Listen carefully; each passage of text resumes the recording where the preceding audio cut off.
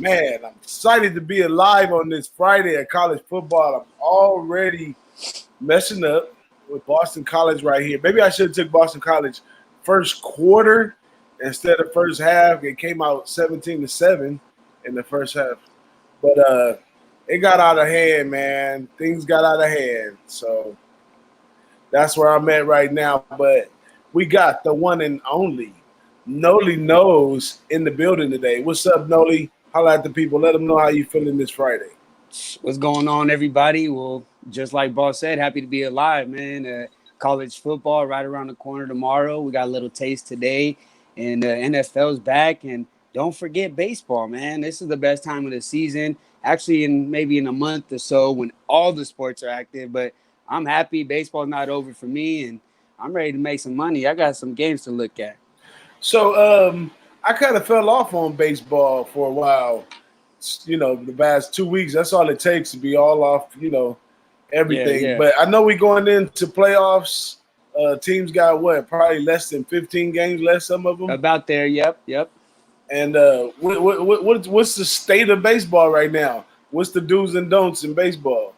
Well, I mean, everybody's got their own strategy, right? And for the most people that know me, this is my season, time of the season, because it's playoff season. And when the playoffs come, the bats get a little tighter, the good pitching comes to play, and hopefully they stop using these juice balls.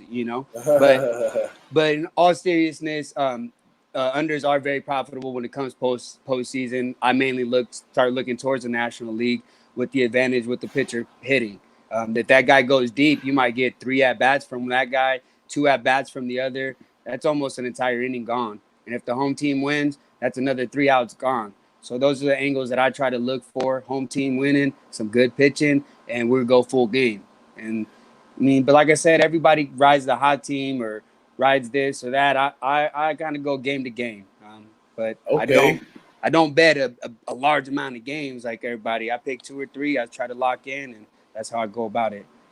Now I noticed that in baseball, a lot of cappers who do a lot of baseball, they have a lot of rules to how they play, and usually a lot of them are on players themselves. Like they fade, and they roll with different players. Is there any players out there that been doing good work for you this year, number wise?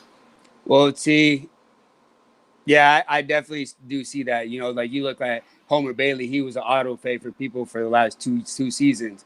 But this year it's not so much. This year it's a little bit different. But so the people that do that is basically they're playing for the long term. They're not playing for just today. They're going to play for the entire season. So over the course of the season, if I keep fading this sorry pitcher, I'm going to win money. Might lose today, but we're going to keep at it. We're going to be smart about our bankroll. And in the long run, they're going to make money. And it's smart. I can't deny that. I try to I did that for a while, I guess, in college, where it's like almost trend betting in a way. That's a little bit different. But I try to cap the game, see how they're going to respond today. But a player specifically is the same guy that I always love. I love him as Jacob DeGrom, and Okay. that's the under pitcher. He doesn't get a lot of run support, and it's something that I've noticed with baseball. That's why I look a lot of unders as well. Is the fact that when a good starting pitcher is on, it seems that his team will struggle to give him run support.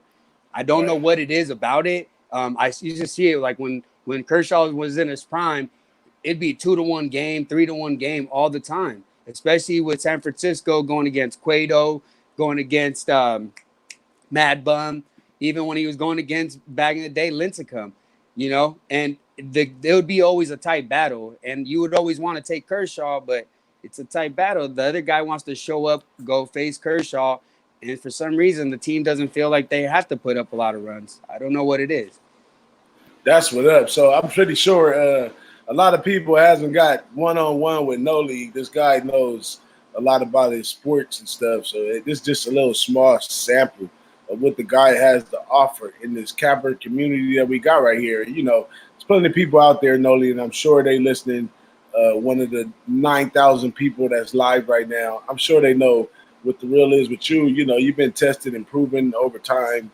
And, I had the joy of being able to hang out with you a little more often than everybody. I think it's pertinent that people know, your level of skill capping is really well, man. And I appreciate you joining us today. But since I got you one-on-one, and the people might not know exactly who Nolly Knows is, let's talk about Nolly Knows, man. So Nolly Knows, born and raised where? Right here in Long Beach. I was mainly in Long Beach. I went to Lakewood for a little bit. But I'm mainly right here. That's where my heart is, right here in SoCal. That's what up. So you went to high school right here in Long Beach as well? No, I ended up in Lakewood. I went to Mayfair High School. I went to high school with Justin Turner. Justin Turner, is that right? Yeah, he's a little older than me. Hey, can you got his text number or something? We can holler at him sometime. We're not like that. We can't get an edge. To say the least. you used to try to get him for his lunch money or something, I bet. You ain't got the inside line. He was the senior, and I'm the young buck coming in, and, and he was the captain, and I wasn't really listening to nothing. You know? Oh, okay. And, you had your eye on his girl, something like that. No comment. So you played sports in high school, college? Baseball. We played baseball. All baseball? Yes, sir. Baseball. Okay, so now I know baseball. Baseball is an ongoing thing. You can't just start in high school. You had to have quite a good park career to make it to high school and play ball. So where did you play y'all when you were in the youth? I played right here locally. A lot of good talent come out of there. Played East Long Beach baseball right here close by. Then went to Hartwell. That's a lot of talent as well. I met a lot of people that have actually made it to the bigs in there. So it's got some good talent. I was probably better when I was younger, but just into other things. That's what's up, man. That's great stuff. It was awesome, man. I played football as well when I was young. But when it came to high school, I was stuck to my love, and that's baseball. Oh man, what position did you play when you played football? Defensive end. I was a little chunkier. Ooh, what? Little chunky Nolly defensive end. Man. Number 92. Yeah, man. I was chunky. I was the chunky shortstop in baseball.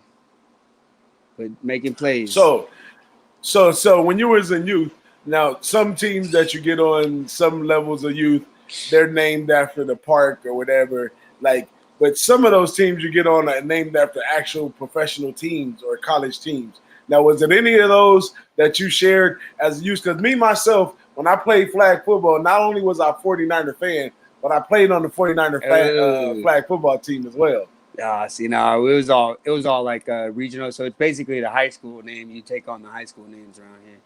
Oh, okay. So you know, and I played for the Celtics in basketball at the Inglewood YMCA. You know what I'm saying? But I was so scared. I never did nothing. If you pass me the ball in the game, I'm passing back. I play some defense. I set some screens or something, but I do want to shoot that ball, boy. But yeah, that's nice to know, man. And I'm glad that people get a chance to meet exactly who Nolly and Noel is. But anything you want the people to know, maybe about yourself, maybe a fun fact or anything like that. You know what I'm saying? Something you might live by, or you want the people to know. Not just one of my main rules in betting. Win or lose, don't press. I want to preach that to everybody. That's right. I respect that. Win or lose, don't press.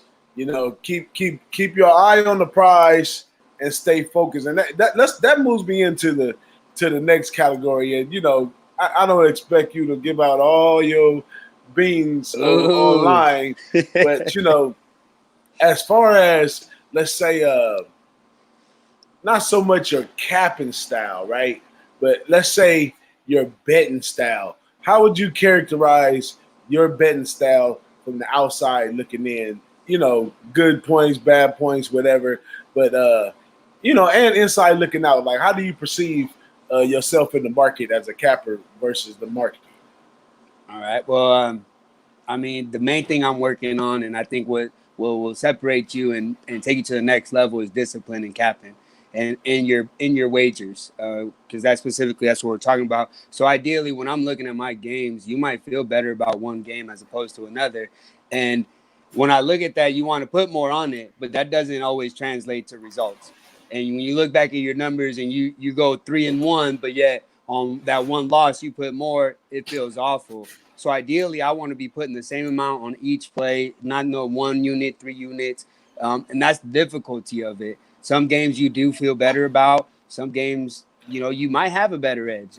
But that's hard to determine. Sometimes the games you feel the best about, you might lose. So that's one thing that I try to do is try to bet the same amount every game, especially college football. That's something that I do stick to college football. That's why I've started betting. But another thing, and okay, well, we go into that college football. Um, that's where I started betting unders. I look for a lot of defense. I look for physical teams. I look for good fundamentals. And a good fundamental team does not always flashy. They're find ways to win. And I've seen a lot in football. A team that can run the ball and stop the run is going to be able to control the clock and be able to grind it out for that win. At first, I thought it would equate to covering spreads, but it really doesn't. It equates to more unders. And to me, when I see like a 40, 50-yard touchdown, I see a mistake. I don't see a great play. Somebody made a mistake for that 50-yard touchdown. And so I don't like that. I'm not trying to sit there and see a game full of mistakes. I'm not trying to see a 70-63 game. That's not what I want to see. Do I want to see a 20-point game, 30-point game? Maybe not either. But, I still want to see some solid defense, some solid coaching, mistake free. That's what I look for. And as far as my edge, yeah, I do feel I have an edge. And the main reason I feel that is because some of the articles that are out there. There was an article written by Pinnacle when they're expressing the difference between an over better and an under better, and why psychologically you might look to one side or the other. And it's they kind of go into depth with it when it's referring to you're winning, then you're losing, as opposed to losing, then winning. So it's kind of hard. It's kind of hard to say it, but it's like if you start off with $50 and they start taking 5 at a time, and if they take all of it, you lose. But if you keep $1, you get it all back. So that's stressful for people, right? They're losing it, and as they're losing it, they're starting to panic. So they don't like that. The normal person. This is according to the article from what I took, right? But as far as the over better, he has nothing in his hands. And then all of a sudden the over hits and he gets that whole 50. And that's the rush that people want. They're not fearing. They're hoping, but they never had it. But when they get that whole thing, that's the rush. As far as that, I know that most people like to bet over. And that's the reason I came out with my hashtag make unders great again. Right. So I feel I have an advantage because if I know that, so do the line makers. So if the line should be at 50, I'm getting 53 now. And it might even tick up because the guys still want to bet over. You know what I mean? So I feel that I have an advantage because the majority of the people want to bet over, not the under. Now, I'm curious to say, because I always find myself, especially in college football, more than any other sport, I find myself on the wrong side of the line movement. And, a lot of times I feel more comfortable on the wrong side of the line movement opposed to being along with the line movement. So when some lines go up and I'm on the under, that's a happy spot for me. Like I feel more confident with the under with a bigger number opposed to thinking because the line is moving up, I'm in a bad position. How do you view it and how often do you find yourself on that side of the equation? Well, I mean, ideally you want to just get the best number. So it sucks if it goes against you and you didn't get the best number. That's the one thing. Yeah, of course. But if I'm confident in my capping, I'm gonna stick to my guns. I don't know exactly. I haven't really calculated it, but in the beginning, when I first started betting, it really didn't make it much of a difference. It was almost a 50-50 proposition whether the line went against me or for me. So just because a line goes against me, I just stick to one side and I'm just gonna stick to my side because I'm like, oh, if I get nervous that the line moved against me and I jump off and it wins, and the next time I try to do the reverse and now it loses, now I'm jumping back and forth trying to figure it out. I'm just gonna stick to one side and I'm just gonna trust me because ultimately that's who I need to trust. When I'm capping, I need to trust myself. I can't trust line movement or why they move certain numbers a certain way. I need to be able to trust myself. Do I look at it? Yeah. And another point is that I guess um, when the line moves is an important factor, right? So they talk about like early in the week or midweek as opposed to the late movement. You know, so the lay movement they're going to consider more public. You know, and that's something that I remember to the great Pete Loshak. That's what he always talked about, and I Shout learned a out to lot. Pete. Yeah, shout out to Pete, man. That guy is a very intelligent guy. He taught me a lot. He taught me about trying to get the best number. You know, that's what we strive for. So in a lot of these games, I make overnight bets, and I'm gonna try to get the book that has those the first number out, so that I can try. If I trust myself and I'm trusting my process, I don't need to wait for the line movement, right? So even if Yeah. it were to go the opposite way, the only reason I'm upset is because I didn't get the best number. But do I feel less confident in my bet? Not at all.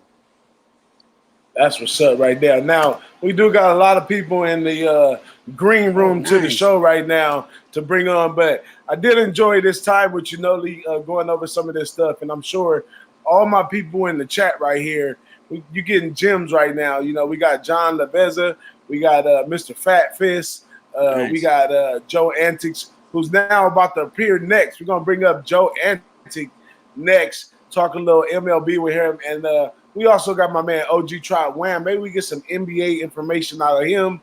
But I'm going to bring them in one by one, ask them a few questions before they hop in here. But I'm going to keep you in here, Nolly, so you stay in here, you know. No doubt. You got something to say or whatever, go ahead and join me. We're going to bring on the next person in here. He's Joey Work on Twitter, but he's Joe Antic on YouTube and in the chat. But real good guy. Won the Who-Bangin sports contest quite a few times, man. The guy is well versed in MLB, and he's a great capper. And, you know, we're going to bring him in here for you guys to meet, and y'all get to know my guy, Joey Work, a.k.a. Joe Antic, in the building. How you feeling, my buddy? Good. Good. How are you guys? Chilling, I'm all right, chilling. man. I'm all right. How you feeling today? I see you got your Texas out, letting them know what's up. And yeah, you know, I it's always good rep. to see you. I always rep. Yeah, I'm trying to talk baseball. I'm trying to talk this baseball game that before it even goes out right now. The game's about to start. We're on Cincinnati, Arizona. Arizona Okay. just got swept. They just got swept from the Mets. They're flying home today. Honestly, I'm thinking under. I'm really leaning under first five and Cincinnati first five. That's right. You heard it right here first on the Who-Bangin Sports Lounge. Comes to you every Friday at 6 p.m. on the West Coast, 9 p.m. on the East Coast. And yes, we got Joey Work, a.k.a. Joey Antic, in here live. I don't think many people may have met you, Joey. I'm going to just call you Joey because yeah, nobody says the last name right. Don't worry. It's actually Annecy. But y'all Annecy. Okay, that's right. Yeah, it's all good. Yeah, well, you know, since you know, since we first time mini cappers, man, I seen you. You know, let's give them a little bit about where you from, man. What city you from? You know, what you about? You know, how'd it go for you in life so far? Yeah, from Howell, New Jersey. It's like basically the shore near Towns River area. I do video production, basically, you know, and I just love sports. I'm just in it, follow it every day, you know. Just that's what it is, you know. That's what's up, man. So where'd you go to high school? Did you play ball in high school? Yeah. What's up with the Texas thing on the shirt? You know? I played baseball. East Coast guy that liked Texas. I played baseball, and I was actually nasty at bowling. So I got a college scholarship to bowl. Nice. It is what it is. Wow. But, Wow. Yeah. That's amazing. That's nice. Fun fact right there, man. My man Joey Antic can roll a 330. You know what I'm saying? I got 5 300s. I got 5. That's what's up. That's what's up. Hey, I respect it, man. I got quite a few partners that bowl real tough, man. So, and you know that may be root to your gambling and stuff on the same token because you know they gamble like it ain't nothing on bowling every night. I'm betting on myself every night. You know. Okay. Yeah, well, would you throw us one? We got those picks out there. Let me get everybody in here one by one. We got Big Ragoo waiting. I got my man OGWAM waiting. We're going to bring OGWAM on. We're going to give him the spotlight for a minute. Maybe he can give us some NBA jewels coming in right here. So we're going to bring in my guy, my bro, my family right here, OGWAM. Hop on in here, Wham. What it do? What it do? What's up with y'all, Joey? What's up with What's you, good, Nolly? bro? What's good, Just homie? chilling, man. Y'all know it, bro. Just hanging in, chilling, drinking water. Or at least you think it's water in here. Yeah, cheers to What's up with that. you, boss? What's up with you, boss, man? You I'm talking about feeling good, NBA, man. bro? I'm It's feeling way good, too much. man. It's too much You, football to be talking about NBA right now, bro. man, man, we know we setting it up for the NBA for you, man. We know you, my guy, Ski, and we got many more lined up for for basketball as well. And it's right around the corner. Believe it or not, it's gonna be preseason and all that good stuff soon. Right. I'm sure there's moves and all kinds of stuff going through the air. I mean, just if you wanted to drop a couple jewels on the people, but you know what? To tell you the truth, Wham, we've been on probably tens of shows together, maybe hundreds. I can't even remember no more. But we never broke down and let the people know exactly about you, Wham. So let them know, like, where you came up out of, what you represent, what means good. Let them know a little bit. I know everything about you, but let the people know a little bit more about Wham, because that's what we're doing today. We like my boy over there, Drink Champ, say, I want to give everybody their praise while they here and we doing our thing. And I want to bring everybody in today and let the people know a little better about yourself, man. So let them know a few things you might want to let them know. Well, man, my name is Walter Trotter. If you didn't know, you know what I'm saying? The It's government. Wham, you feel me? Wham is what, the people know me for, you know what I'm saying, the streets. You feel me? We out here in the streets still. But at the same time though, to ask about what my background is, I'm just a regular old Joe Schmo, just like you know what I mean? Just Mm-hmm. trying to get to this bag like everybody else, trying to move my way up to the upper class just like everybody else, you feel me? Ain't nothing too much different. Got a married. I'm got a wife. I got kids. You know what I'm saying? That's my brother-in-law, DJ BigBoss. We in this building. Who-Bangin Sports. We started this stuff. Been founded for what, boss? What, like a year and a half?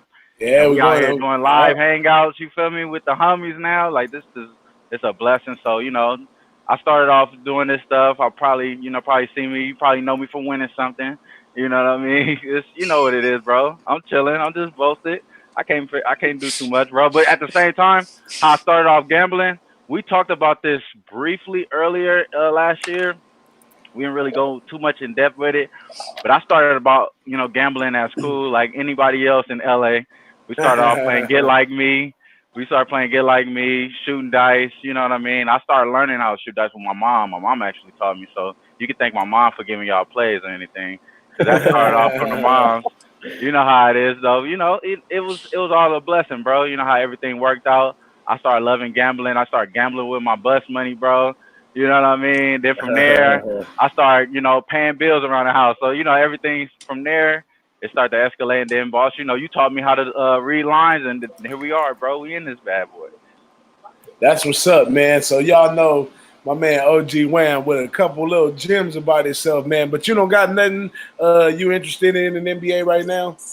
I mean, for the most part, I'm still like waiting everything out. People still getting injured. I'm looking down on Boston like everybody else, but it's trending right now. You know what I mean? Everything is trending right now. We seen how it was first week of NFL, first week of NCAA. I don't want to make the same mistake going into the NBA with pre thoughts, but I do have some spots that I like. I do like the over for the team for the season totals for Brooklyn. I feel like they got better players now. They got more consistency.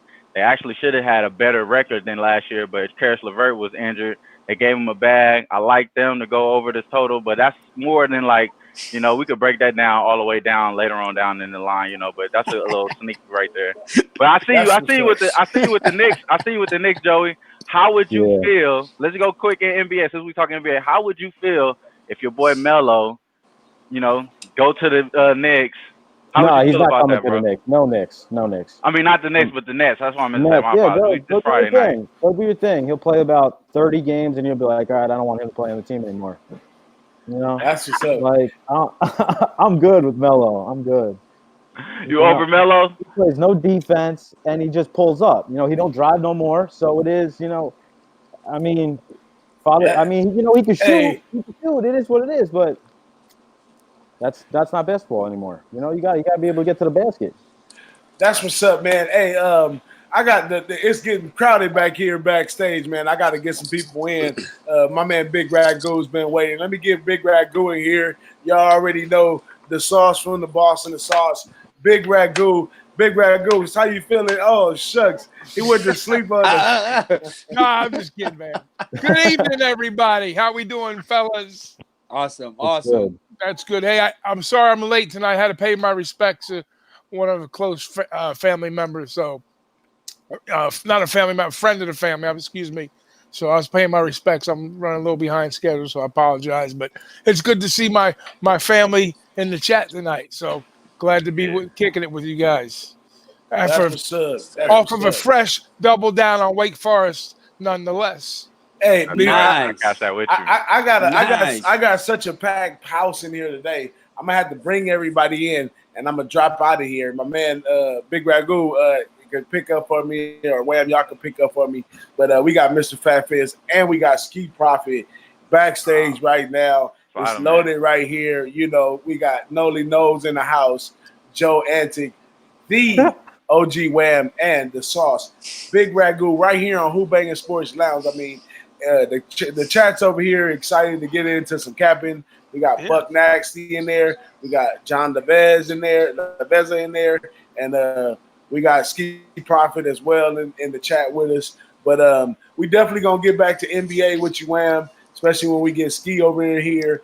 And we're gonna bring Mr. Fat Fist in. We already know he did a great video today on the Lowback Show, and he got quite a few picks. And he's waiting in the lobby right now. Let's bring in Mr. Fat Fist.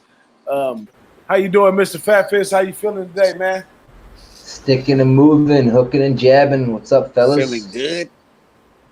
That's what's up. So how does it feel to put out a blockbuster hit on your video today, man? That was a good job you did right there, man. Like that. Honestly, I'm just gonna be back to be myself. That's how I am. You know what I mean? I thought I was been holding back the whole entire time. You know what I mean? Because I didn't want to put a bad impression, or you know what I mean. I didn't know if you could curse and do this, and you know what I mean. But I'm just a weird motherfucker. That's how I am.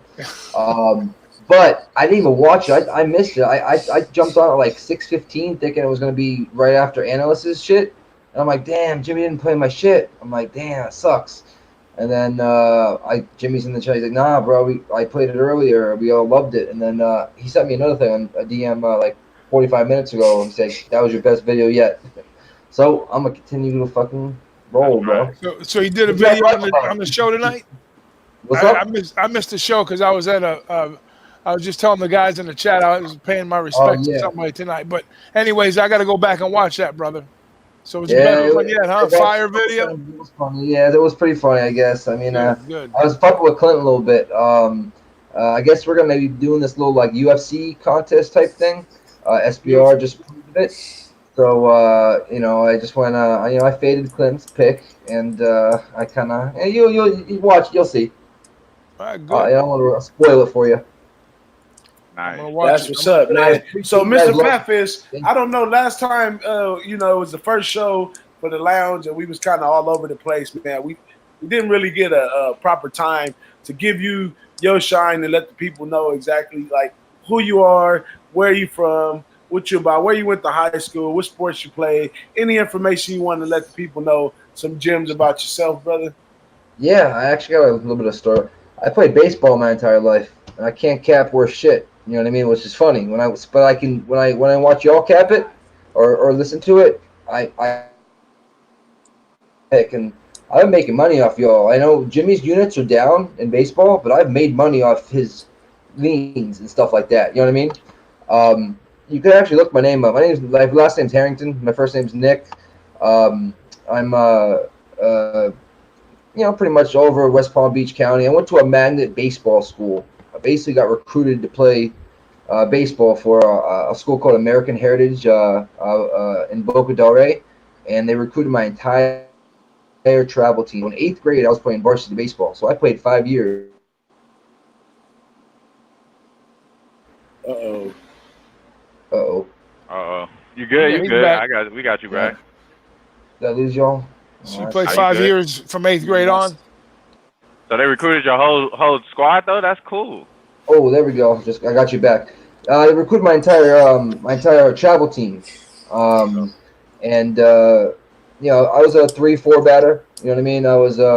I played third base. I ended up I had a scholarship. I was gonna go to Air Force Academy and play ball over there, and I ended up blowing my knee out. So. Oh, that's what's up. So is that how you got into MMA and fighting and all that stuff? It seems like my man, Mr. Fat Fist, is going in and out. We got Nolly Nose with his hand up again. What up, Nolly? Oh, you watching the game, no. Nolly? Yeah, that's upside down. Take that back. Don't worry. I did enter the psychologist to watch the show today to monitor you guys' behaviors, to do a study over cappers on how they react while they're watching the game. Now, Mr. Fat Fist dropped out. I'm gonna bring in our guy. You know, we all know this guy, man. It's one of my favorite cappers of all time, probably forever. And I just so much respect this guy and his capping. And that's my guy, Mr. Ski Prophet. How you feeling today, Ski? Are you recovered from the 2K syndrome? Oh yeah, I just got off of the 2K to hop on here with y'all. I'm chilling, bro. I love hanging out with y'all. What's up?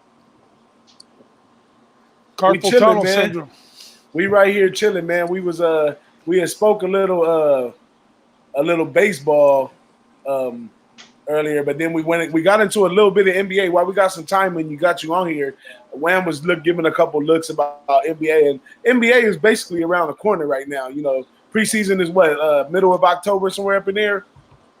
Preseason is about to start, I think, at the end of this month. Yeah, and then we got WNBA playoffs right now, which we know you're doing well in right now. But let's give them a little basketball on a Friday in the lounge. Man, we gotta get everybody prepped because we're going full speed in the basketball, hockey, everything. Every Friday night right here on the Who-Bangin Sports Talk Live. You know what I'm saying? So give them a little bar of where we're gonna be going in, because the next thing that we're going into absolutely is gonna be basketball with my man Wham and Wham Talk and my man Ski. With all his Ski got to offer, and let them know where you at too, Ski, because we know you all over here with plays and stuff all over. Holla at the people, Ski. I'm gonna keep it real with y'all. Honestly, I'm more excited for these WNBA playoffs than anything else that's going on right now. More than NFL. I mean, I love NBA, but it's just not here yet. So y'all know I love the hoops, and the hoops not here till Sunday. But you want me to talk about WNBA or NBA? Either one, man. One thing I want to know about NBA, because NBA been hot in the media for a long time, and it's kind of settled down right now since summer league is over. Is it still good feeds and stuff coming out with the beat writers and all that kind of stuff when it comes to basketball at this point, or right now it's like a dead period? As far as NBA, I think it's a dead period. It's pretty close to preseason soon. We'll start to hear a lot more news, a lot more chiming in. But, let baseball wind down a little bit. WNBA will be over soon. Football will be in the middle, not the beginning, where everybody's so excited about football. And then the NBA news will start coming out again because it's close to the season.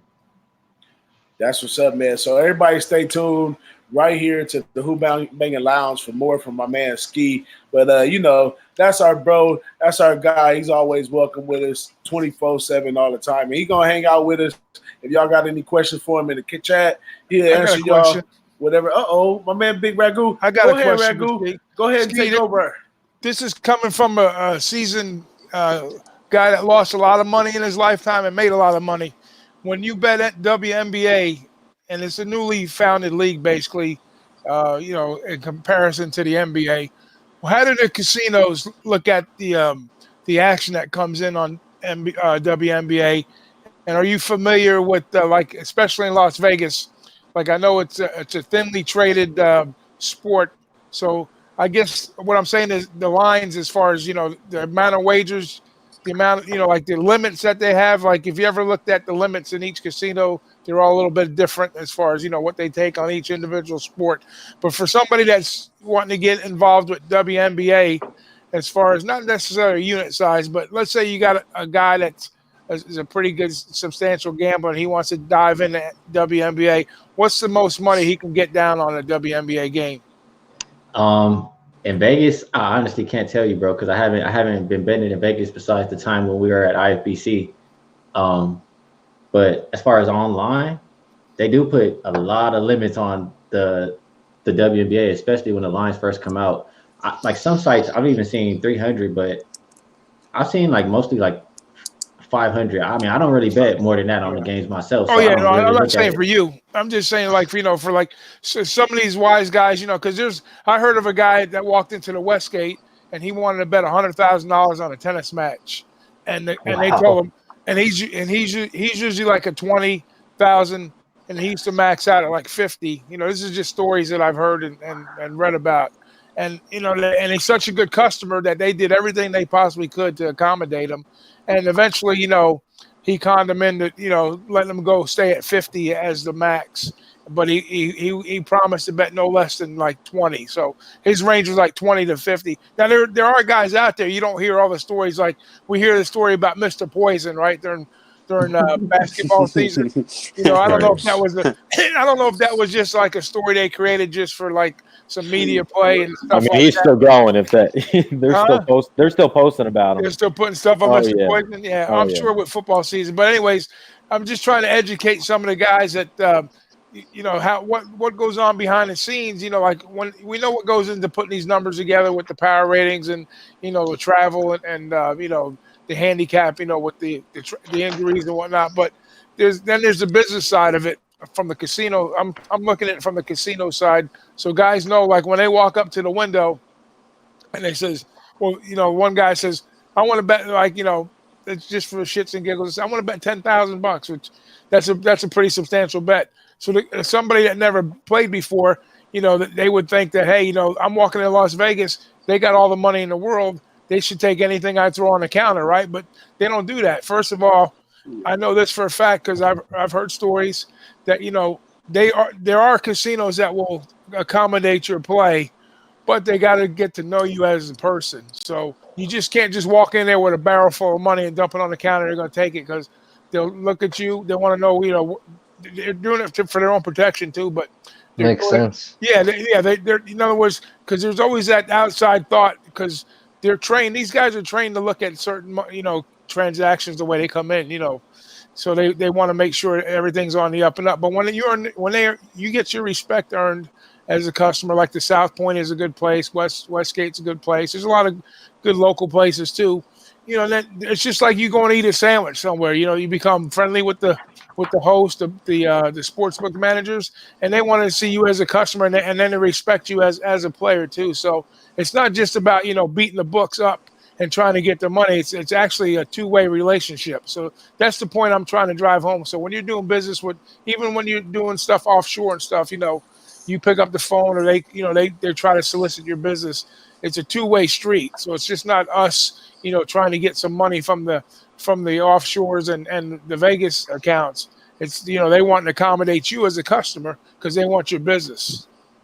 So that's why I was asking about the limits, because I know somebody complained to me one time about limits on WNBA. They said they don't take a whole lot of money on them because I think he tried to bet like $2,000 one time, and they said like the max it would take was like $1,000 or $500. Yeah, I the don't max know. like I said, the max I've seen is 500. I know like everybody's scared of WNBA. They don't even want to put the lines out and and right now, I mean, I'm surprised. I even saw lines for the game is on Sunday for playoff. We're up at Bet Online and the new sportsbook in Vegas, Circa, and the limit at Bet Online is 500. That's the max you can put. And Circa, I'm not quite sure. It's a new book over there, but you probably won't see the lines at the rest of the books until probably Sunday morning. Yeah, Circa, that's Derek Stevens' place, right? He's the guy that owns the D and the Golden Gate. He's on. Have you guys ever logged on and listened to VSiN on the computer or anything like that? With the Brett Musburger's channel. That's a pretty good No, look. not yet. I recommend that especially for like somebody new just getting into sports betting. You get a lot of good little, a lot of good Tidbits here and educational. there, yeah. Yeah. I mean, they're it's a media company, just like anybody else trying to promote their business. But at the same time, they do give you some information, just like like when we go on to Jimmy's channel, that's a little different look altogether. But there's a lot of stuff out there on the internet that a guy can go in and just kind of get bits and pieces to kind of educate themselves. Just how stuff gets put together. But That's all. I just wanted to know about it look like. I know you're into the basketball, especially the women's, the WNBA. And it seems like, some guys have had some pretty moderate success, guys like yourself and others, but you especially, just being real sharp on top of those numbers because, when you put them together, I'm sure a guy like you, even if you went to work, you could probably go to work for one of the books and put the numbers out for them. They don't be surprised if your phone don't ring one day trying to set the lines for some of these casinos. And that's what you got to do too, especially in like a sport where they don't put the lines out to the last minute. You have to make your own lines, and then you compare them to whatever they put out. And that's for sure what I do every game. Yeah. Ragoo, the props that like for UFC when it comes to like over unders, there's I think it's like a $200 limit on Bovada. I want to say when it comes to like limits and stuff like that. They're starting to limit a lot of like the props, especially in the MMA department, because people are just banking on the over unders. You know what I mean? Yeah. Just banking on them. Well, I heard Jay, Sports K one night talking about live betting MMA, and he says like when you see like a guy's in trouble and they got like some kind of crazy like 2,000 plus minus 2,000, he says he's not afraid to fire on something like that because I was on live with him. He bet $6,000 at a minus 800 or minus 900 live. Yeah, see, I mean, but and see now he's in New Jersey, so he's got you can live, yeah, he's already got like an account with the DraftKings or whoever it is that he has over there, so that's the difference there. So an offshore, huge advantage. Yeah, it might be a little different. So we're looking at it from the opposite side, just to kind of not to pick the casinos' brains or their sportsbook brain, but just so you understand the inner workings of how these guys put their their plays, how they limit you and how they look at your action coming in, so it's just good business. It's good to know what they're thinking so you can address it and how you go to, like they always say, you got to have multiple books to get the sharpest number, right? Okay, the sharpest number is one thing, but you also have to look at the availability to work with those numbers. And on that point right there, Ragoo, like I said, it's only available at BetOnline and Circa. Like just looking at one game on the total, at BetOnline, the total is 174.5. At Circa, it's 176.5. That's 2 points. Yeah. Oh, Joe's gone. And the rest of the books are scared to put the numbers out. They're going to wait and see like where it goes a little bit, and then you're going to see a trickle in where everybody puts their numbers out. That's the Sky game right there, right? The Sky and Aces. Yes, sir. What do you think? Anybody got to look on the CFL game? Sorry to interrupt you before it starts. The CFL game. No, real football's here. I remember Ian said one of those games was a total pass, though. Was that the BC game? Is that the one that's supposed to start? Maxwell Smart's on BC. That's what I was asking. Yeah, I heard a lot of people say that was an off game. I heard Ian said it's an all-the-way off game because both of those teams can't win at home or some shit like that. So I was like thinking of staying off of it. I'm going to do it. Stay off it. Did anybody bet this Washington State-Houston game tonight? That over, huh? No. Mr. Under, smiling all the way to the bank right now, right? I see that big old grin on your face, man. 0-0. It's 0-0, 4 minutes to go in the first quarter. Give us the breakdown. How did you get to this point, Nolly? Well, basically, the fact you got Leach going against Hogerson, and they know each other very well. They pretty much, Hogerson is a branch of Leach, right? Leach is the only true just air raid attack, but they look at Hogerson like he is, but he's really not. You look at the last few years, he's changed his strategy completely. He runs the ball more than he passes. He's averaging in the first 2 games, throwing the ball like 20 times, rushing 46 times, somewhere around there. I'm not sure exactly, but the numbers are there. So obviously that's not what he's looking at. He's not looking at air raid it. And the fact that he knows this guy, there's nothing that Leach can throw at him that he's not going to be prepared for. And then the fact, so I'm sorry. No, you're good. I'm shaking my head. But they had a lot of questions, and I understand that with Houston. But Hogerson's strategy and recruiting is getting the recruits. He wants the Power 5 recruits. He wants those JUCO transfers. That's a strategy that he deployed 4 years ago at West Virginia, and he's sticking to that. And so it's not a huge gap in loss because he's able to fill those guys with kids that are a little bit older, at least with more power and be able to hold up this Washington State. And I don't like these high-powered offenses because when they go up against the big boys, they lose 9 out of 10 times. Yeah, and to expand on Nolly, what he was saying there is not only that, but if you look at who Washington State played their first 2 games, I mean, they averaged like 50 points a game, and they were like North Colorado and somebody else. I can't remember right now. But, they averaged 50 points, and they gave up, minimal amount of points. I mean, they did get scored on. It's not like they didn't give up any points. But the look there is the defenses they were going up against. And, Houston's going to step it up just a little bit, even though they were kind of depleted. But at the same time, like Nolly says, these guys, they coached some division, some FCS together. He was his offensive coordinator for him when he was at Texas Tech. So they know each other. They're good friends. They're really good friends. And it's not one of these stories where they're not going to run the score up. It's just 2 different talent levels. And then with the quarterback that Houston has, De'Aaron King, he's a run option quarterback. So, like Nolly says, they're going to get the most out of him with the run because they don't really have a prolific passing game right now. So that's just going to chew up time on the clock. It's going to he's going to try to beat them by keeping them off the field. So that was a perfect cap by Nolly on that game. And I did tout the game out in the chat, but I didn't play it. I'm good at doing that. I'm good at giving games away and not playing them myself. Is the under still live right now? Oh, yeah. I mean, it's 59, I think, 59 and a half. I just looked I at I it got right 57, 57.5 right now. What do you think? I mean, That's a big difference, man. That's a big drop. I mean, that's hard. I got This is the first quarter, too, though. You know what 74? I mean? Yeah. It was at 74, exactly. Yeah, It's that's first a big quarter. drop. Well, you got a quarter of the game just about gone now. So I Yeah, definitely feel exactly. that, but Houston had a lot of penalties on their drives. A lot of first I'm downs watching that it were right called now. back. They're going to be able to score. I mean, I'm not expecting them to be in the 40s. I didn't cap that, Right, right. So that's I can't. I really. It's still the that's a air big raid, drop. bro. Yeah, it's still the air raid. That shit I could go over can't. 50 Another quick. second. I mean, if Nobody's in I mean, scoring if you position made or me nothing. if you made me pick, yeah, I'd say it's still going to go under that. If you had a free But, play, you would take the under. Yeah, I definitely. And another It's thing locked up right another now. thing I think with- you'll be better off taking Washington State. Oh, with the fuck that. It dropped to -4.5. 54. I It's think at 54.5.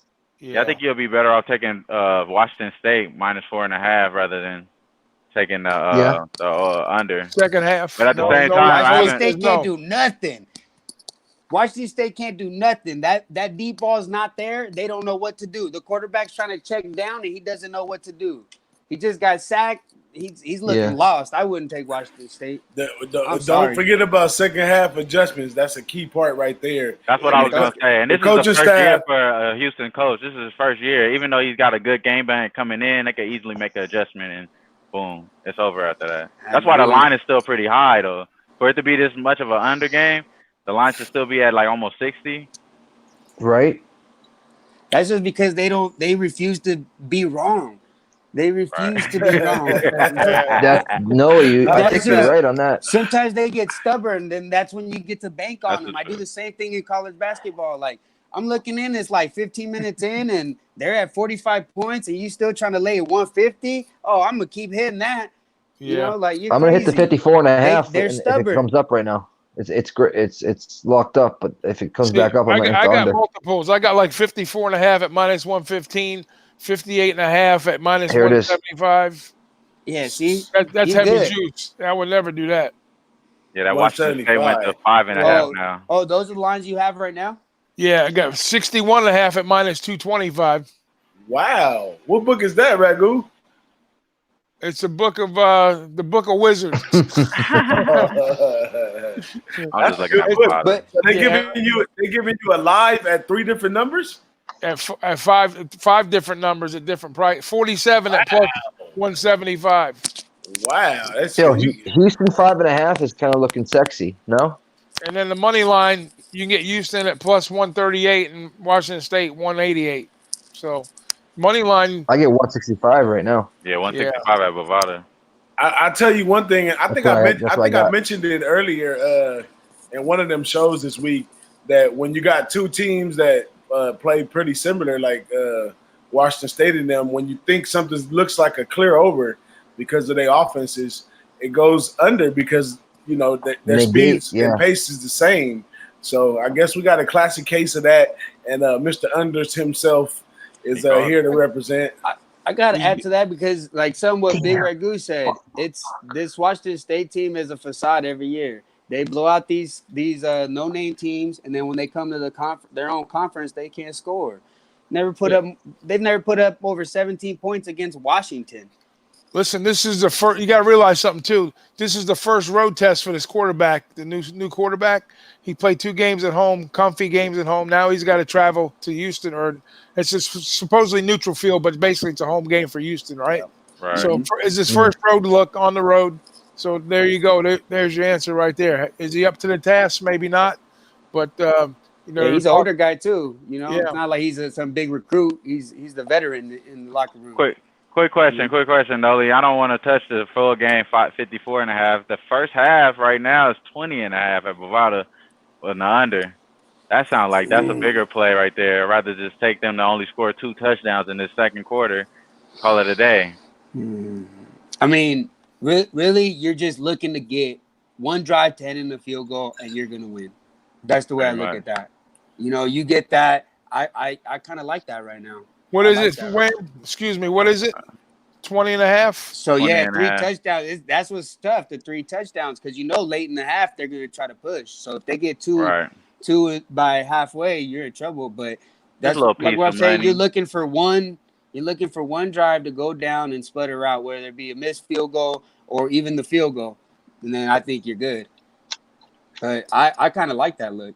I'm gonna play that right now. Just a little piece of money right there. Now I'm all nervous. Now I'm. What is it? Now you got 20.5. What'd you lay? 120. What is it? Minus 120 or 115? Minus 110. Oh, wow. You see, me, I got gypped. All right, I got what is it? 115. When? What's the bet? It's 20. 20.5. 20.5 for the under in the first half. You need 3 touchdowns. Just 3 touchdowns to kill you. What game are we talking about? Yeah, I'm saying Houston 3 touchdowns to lose. You can get 2 touchdowns and 2 field goals and escape. What game? Y'all been speaking Chinese to me. We're talking Washington State game. Washington State. Things change too. So, I got 20. The start of it's 20.5 at Bovada. I got 20. I got it. Yeah, you're right. I got that too. So take the under, right? Yeah, take the under. Let me plug a SBR commercial. Always shop for the right line though. SBR reviews. Right. It's getting hammered right now. It's tough to get them live numbers exactly. That's all good and dandy. Hey, 20.5. 20.5. It just went to minus 120 right now. Yeah, it just went to minus 120. Mine's going through. Mine's going through. Come on, go through. See what Nolly did to that line? Nolly made the line minus 120. Mr. Under. Look at Mr. Under. Hey, that sucks because I had 20. I need to take it, and it's off the board now. That's horrible. My shit's just it's blinking like no, we didn't take it. You sit there and talk about it. You like me, no? You give out winners and you don't cash out. I think about it for that second, and it's too late, Right. All right, I'm trying to get a minus 120. But look at that. So you look at this first play, they run the ball, and you look at the play clock. That's one thing I look at. I'm always looking at the clock, right? I'm not snapping the ball right away. Now, since we on college football for a second, I was jotting a few things down during the week, and I had a question that I had. I want to learn from you guys. What do you guys think about this for a small segment right here on the show? What do you think the difference is from a capper's perspective from betting college football and NFL football? Anybody want to go first? Yep. Go for it. I can tell you, I'll go first real quick, and it'll be the shortest. College got to be fucking harder than NFL, right? More teams to follow. That's what I'm gonna say. It's more teams to follow, and I don't think the players probably matter as much as NFL. I think it's just more probably systems and coaches. But y'all the experts. Y'all tell me. I agree with that. I mean, I was just finna say, like, you look at Kansas City. They've been having like a top fantasy running back for the past 6 years almost. Since Jamal Charles, they've been having a good running back to fill in for somebody that's coming in injured, somebody swapping in. It was Kareem Hunt last year. I mean, the year before, he came out of nowhere, out of Toledo, and then they have the guy Williams this year playing in. It was Spencer Ware one year ago, is a couple years back as well. So you look at, like you said, bro. Sometimes it's just systems, and you look at Andy Reid or good coach like Mike Leach. You know what I mean? Like we we're just talking about right now. Those players, they could get plug and go. Any, you got something to say, Nolly? Oh yeah, I'm a little different in that regard because the fact that they have so many schools, that's where you're able to pick on that line maker. He makes mistakes on these small schools. He's going to spend less time making that line, and not just that, you're going to get what they call the outlaw line. You're not going to get the adjusted public line, right? So you got a high-profile game, Ohio State, Michigan. Yeah, that game's going to be capped and then adjusted for the public. You know what I mean? But if I'm betting Appalachian State, it might be a little bit different, right? And that's what I tend to see. I try to go for the smaller schools, and I try to pick on the line maker, because at the end of the day, that's who we're battling. We're here to beat them.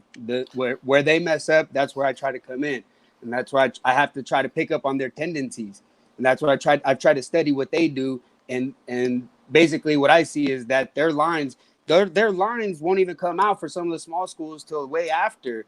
But those other lines, they've been preparing for so long, they can drop them because they have so much time invested into those other games. Yeah, and that depends on the markets too, because like Nolly was saying, they're going for those higher profile games because that's where those lines are going to be sharper, because that's where the majority of money is going to wind up anyway. So, and the smaller ones, like he was saying also, that's where you can kind of hit them below the belt. So that's a big difference there. So NFL, that's everybody for basketball too. That works for basketball. College basketball also. Yep. So it's the same concept there. Yep. Maxwell Smart. That's what's up. All small teams. Now, being I had a little more time to think about this question right here, it's quite a few big things that I noticed between the two. It's kind of apples and oranges, and I see where a lot of people get the misconception on college football, especially if you cap inside the lines. And we know that the line setters, they have to use the numbers to be able to have action on every game. That's just an edge that they have to use. But the biggest difference I see between the two is, one, players stay in the like Wham said, they stay in the NFL for a longer period of time. So going into the next year, you can always count on that next guy at least pulling the stats that he had before, in the prior years.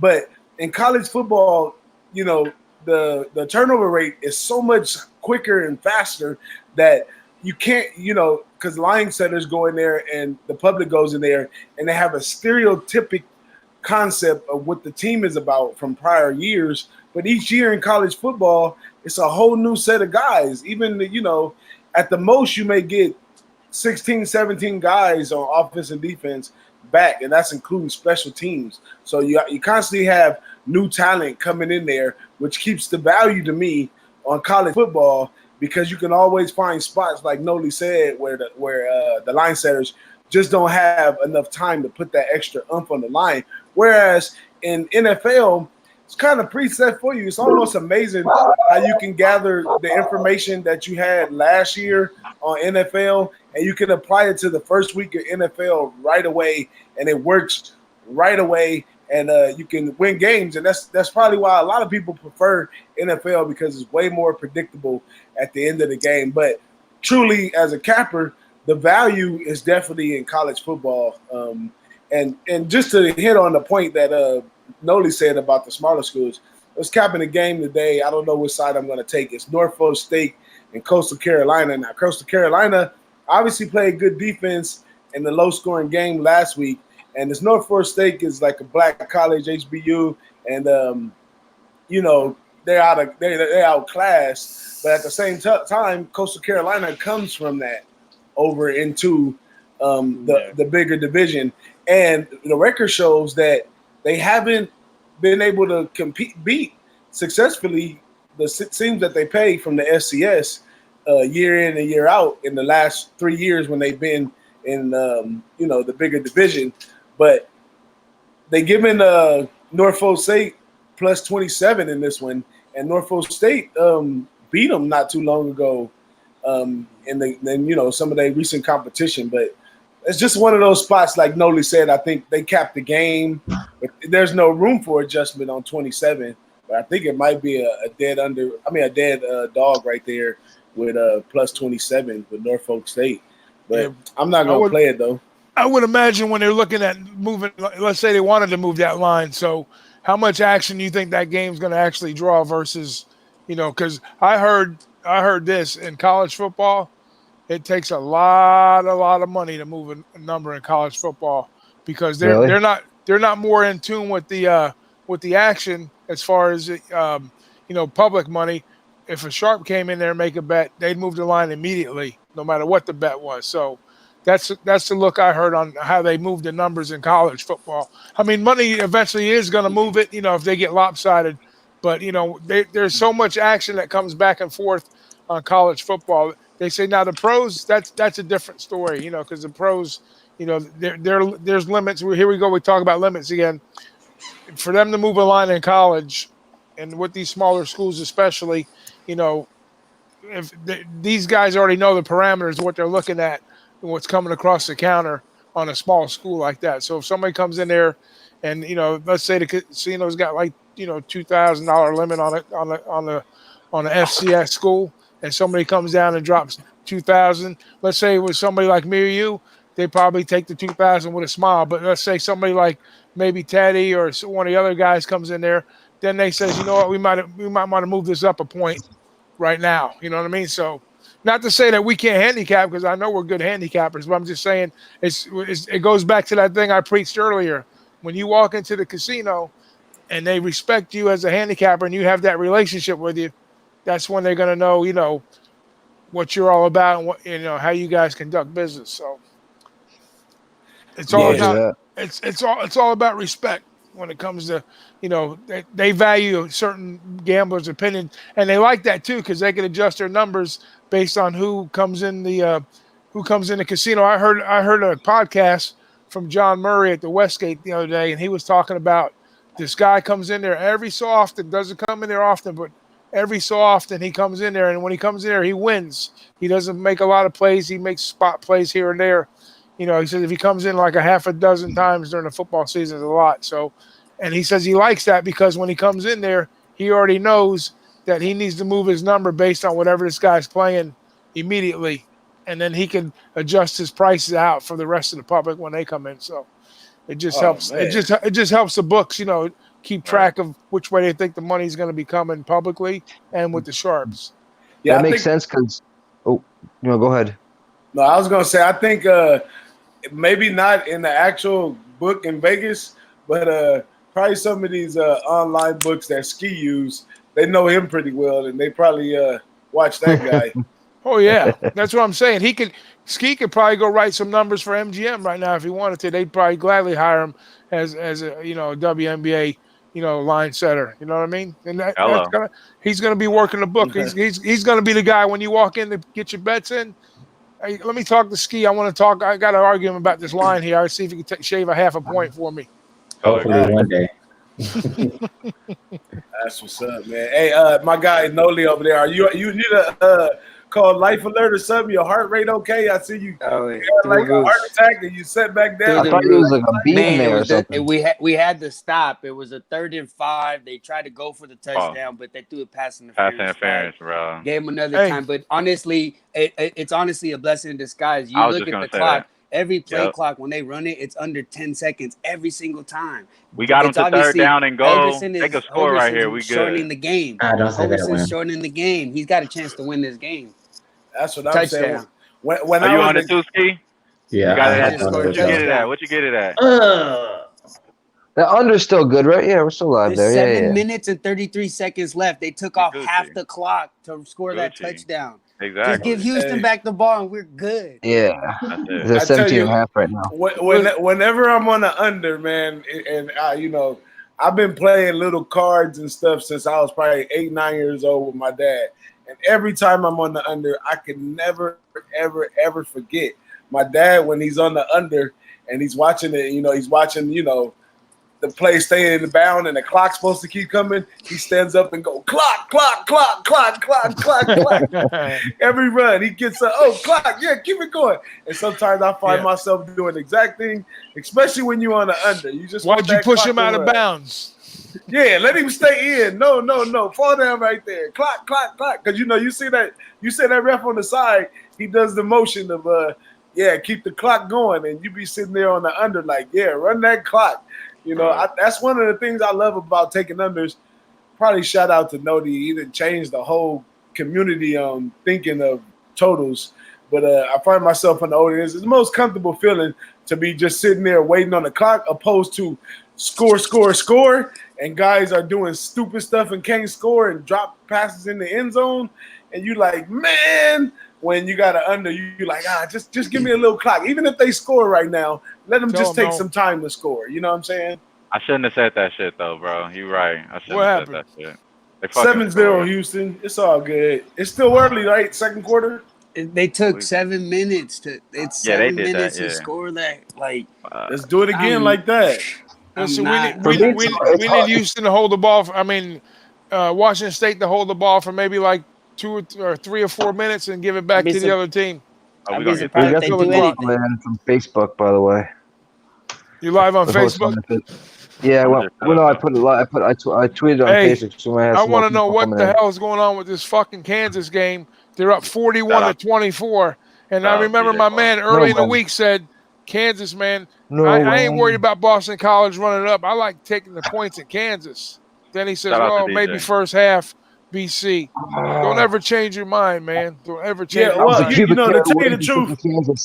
tell you the truth, I capped that game from the beginning, BC. But I really couldn't take them full game because they're not used to beating people so high. So I said I feel more comfortable taking them in the first half spot. But then I really liked the pick, and I was like, I was going to give the pick on the Pick 6 show, and I was like, ain't no first half on the Pick 6. So I said, full game? Honestly, if you go full game, I got to take Kansas. So I did take that first half, and it was trash. But First half, I took BC. Come on. Full game, I got Kansas. So, it's knock, no big deal. The whole time I was like, oh, I like Kansas now because my man you cheer both ways. I hate that. It's like you don't score. Don't score. All right, I want you to score the first half, but I want you to score the second half. You got to go one way, man. You got to double down on Kansas and Kansas. That's how you got to do it. Yeah, but sometimes you play the game in your head. And I definitely, a team like BC, I mean, it was going all according to schedule. First quarter, it was 17-7. So, I played, but, it goes back to this third week, right? And adjustments and, preparation and teams watching tape and stuff like that. And we're going to go, I'm slowly just moving right over it from Phil Steele magazine to team rankings and Yahoo Sports because it's going to go back to the stats come the fifth, sixth game. The stats are not going to lie. But right now, the first 2 weeks, it was a lot of money and misconceptions over teams and games and stuff. But the third week, I'm treading lightly this week, man. Actually, I got more NFL looks. I don't know how it came up, but I got more NFL looks than college football looks because I really like Philly in the Atlanta game. I just think Philly's a way better team. And then we're getting 1 point on that one. That's a good one. And then I like Chicago for the fact that they played on Thursday night. They know they had problems on offense. They got enough time to adjust to that. They're going to come in this game, and they're going to play a lot better offense because the defense is already there. That's no doubt. And then I like Green Bay for the same reason that they played early in the week, and they were at home. So they didn't have to go nowhere. They went right back in the chalk talk, right back into all that good stuff. But, when it comes down to, I don't know if that's a good first half look or full game, but I find those looks way more exciting this week than some of the college football looks, like the Maryland look. Here we go with the North Carolina Cinderella team. They out of there. Now we got Maryland come up. I was really wanting to take Maryland, considering the guy that died on the team. I went back and watched our video on that, Wham and Ragoo. I went back and watched that, and I was like, man, we was kind of high on Maryland, but at the same time, this Temple team was no joke. I see why the line is where it's at, and Maryland is not a lockdown in that spot, and I had to jump off of that one though. Let's talk NFL for a minute. I want to know what everybody. I want to know what's not your best play, but what play do you really have a good lean towards or a like Has anybody capped the NFL this weekend yet so far? I mean, has anybody got any looks at NFL? Actually, was gonna put my pick 6 in here tonight, but you guys go first. I'll go last. I'm going to be brief though, but I want let's go around the horn All like right. they do on TV. We'll start with Ski and work our way around. All right. I haven't made any bets on anything, but I mean, I just kind of had some things I was looking at. That's what we're going to do. We're trying to cap together, trying to figure Okay. something out.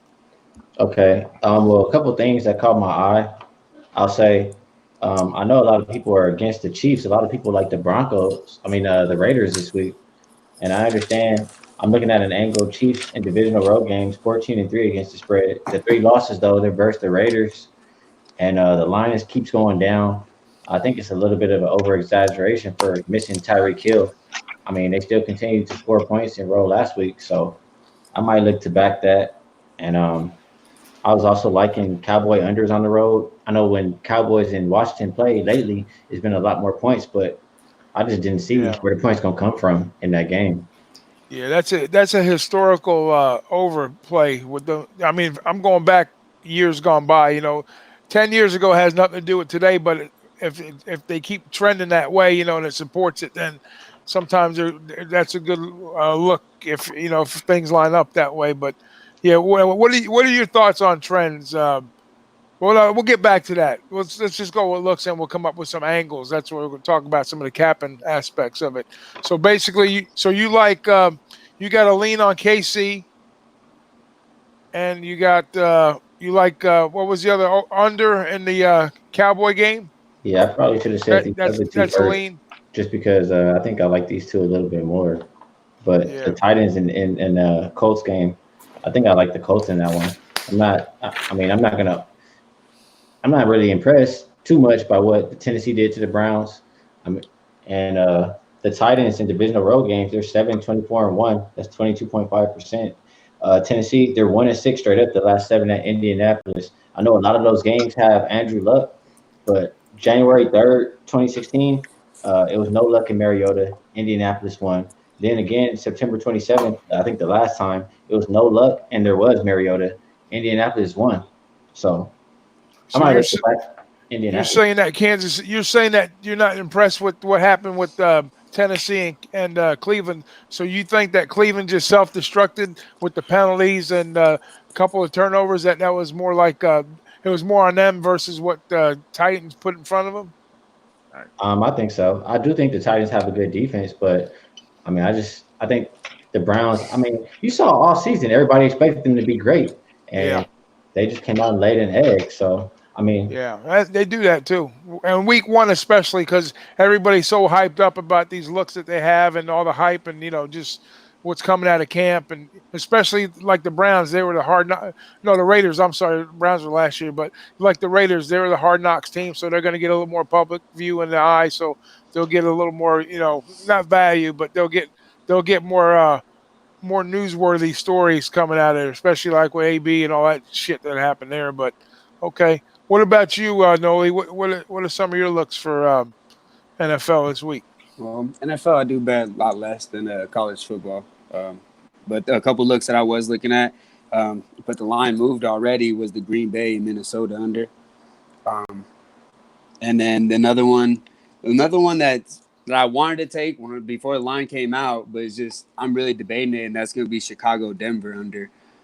Both teams, I have no faith in either quarterback, and solid defenses both ways, and they're going to be giving the ball to. They're going to be running the ball a lot, so I expect that game to still stay under the 40. But with those totals, you just don't have a lot of room for error, whether it be a pick six or early turnover. It changes the game, so it's kind of hard to take that. But I think I'm going to take that under 40. And the other one, Denver. Yeah, Chicago, Denver, and then the other under I'm looking at is Cleveland and the Jets. I think the Jets can slow down Baker. I'm not a fan of Baker. What do you think about Darnold being out and Bell injured? That's a huge thing. I mean, but that one thing I know that Minshew likes to throw that ball. He comes from Luke Falk. You know what I mean? He likes to throw that ball, and he can throw that deep ball. And speaking of, we're in trouble, but. Anyways, They just scored a touchdown, 7-7. Yeah. So we're in trouble. But Okay. but I'm liking that. I'm liking that just because the Jets they're not going to be airing it. I don't expect them to air it out. I know that he'd like to. I know that that's his style. So they might try to conform to him a little bit, but it was just the way that game played out with Buffalo. It was really, really, really slow early, and I expect this game to be slow. There's two great defenses on the field again. All right, Fat Fish, you're up next, my man. Yep. I actually like the New England under. I'm going Nolly style. Under with the New England. New England and the mean, Fish, huh? Yep. I mean, Miami plays, New England tough, as you guys know. Cap Yeah. it. I see worst case scenario like a 30-17 type game. You know what I mean? Which sketches. You know what I mean? So I'm taking the under on that one. What's the total currently in that game? It's at 48.5 in some spots, 49. I got 40. I got 47.5. You got 48.5. I'm showing 48, 49s on Yeah, the board so right now. I would say if you were going to play that game, I would wait till kickoff to probably because most people, like Nolly says, most people are going to bet favorites and overs, and especially like if there's no major injuries. Now they did talk about something going on with a offensive lineman in that game for Miami. Or was there a defensive guy that they're trying to maybe possibly trade, and they don't want to get him hurt? One key player they had that I guess came out of a possible trade rumors. Has anybody heard anything? First game, he's going to mess their offense up as well a little bit. The Pats. I'm a Pat fan. I'm from Boston. I think it's going to kind of. I don't know. What do you think about that? His first game, right? Yeah, I wouldn't be surprised if the Pats run that score up. Miami looks like they lost that locker room before the season started, and that's what it showed on the field last week. That whole thing with the Jay-Z thing, I thought that was a big fiasco, and Big Boss probably got something to say. I think He's right there. He's right there. He wants something to say right now. Hey, before I go into that part, let me just say what up to the chat, man. John Lavezza, Virgil, Von Polo's in the building. My guy, MPS Skinner. Y'all stay tuned. That's one of my guys. He's gonna be joining us soon. Our guy Tease, he's gonna be coming in here with us in a few weeks. A Hilly's in the building. It's a new guy, been coming around a lot. Respect. Casino Magic 1 is in the building. And our guy, Crypto King's in the building as well. Shout out to all those guys for joining us right here each and every Friday on the Who-Bangin Sports Lounge. Man, it's lovely, having a wonderful time. We already over time as usual, but it's so hard to say goodbye when you with your capping friends, man. But that Miami look on that one, man. Miami, we talked about it earlier in the week. They have a history of upsetting New England for some reason, somehow. In all 3-win, 4-win, 5-win seasons, they still been able to either cover or sometimes outright beat New England. And this may be a look ahead for New England. And they're on the road right here. And like I was talking with my guy the other day, Belichick's a preparation guy. And he's going to be trying to prepare for hopefully Josh Rosen. And this Josh Rosen guy has a small sample size for you to prepare for, but the guy has a strong arm. He's well coached.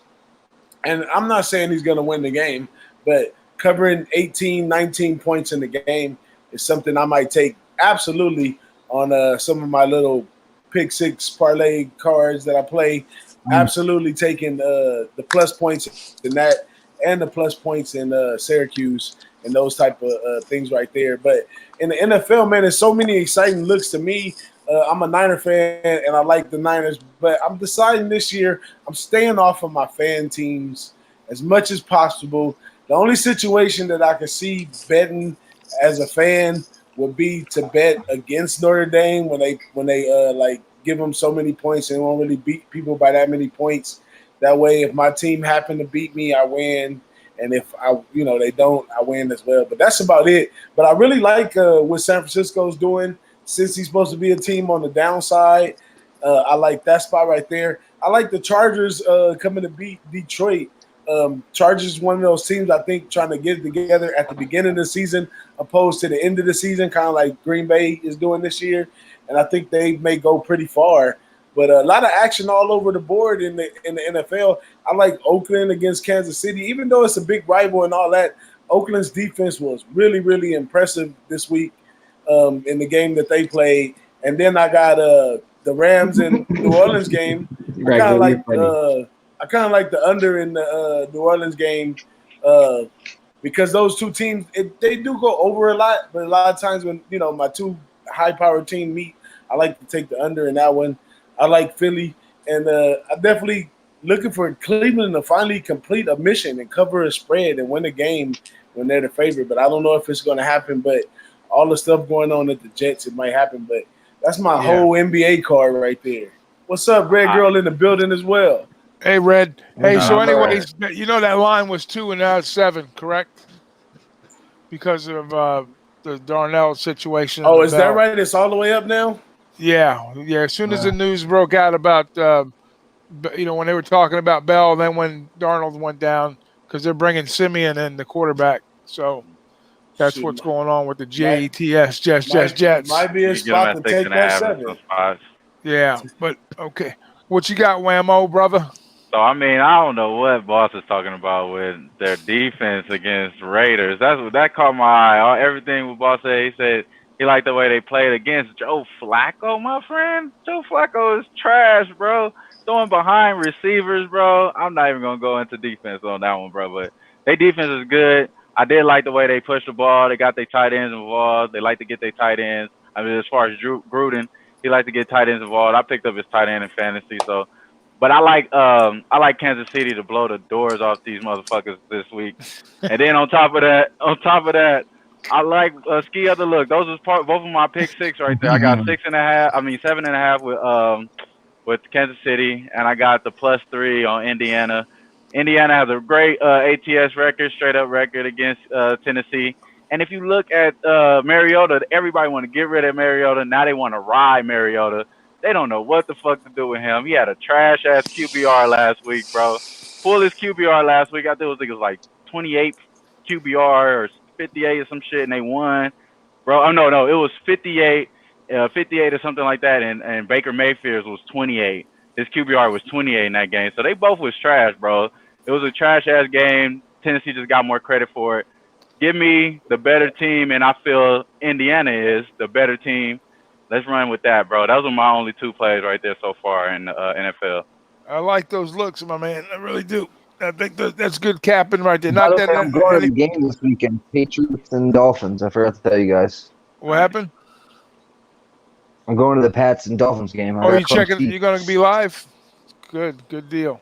Hey, you could probably get a pretty good seat over there, right? I hope so. That's what they were saying. But some of the Pats fans. The storm is coming to hit us, so we got cheap tickets. Yeah. Yep. Pretty soon, when the weather starts to cool down just a little bit down south over there, all them damn people from up north will be coming down in them cold weather games. They'll love to come to sunny Florida and watch them games, man. Yep. But I'm going to give you my looks, okay? So what I like to do in the NFL early is naturally, we look at the camps and all. We hear all the hype, all the beat writer reports. We look at the preseason looks early. We go through the dress rehearsals, all the BS. So for my first couple weeks in the NFL, there's a couple key factors that I like to do.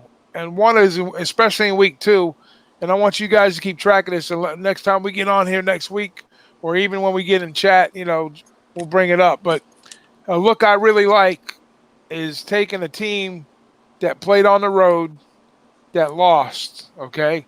And now they're coming back home for the game 2. Now, we know the critical number to making the playoffs in the NFL. If you go 0-2, it's like a negative 80-something percentile to get to the playoffs. So this is a game. And funny thing about it, I was in my car driving home from work today, and I listened to NFL Network in the car.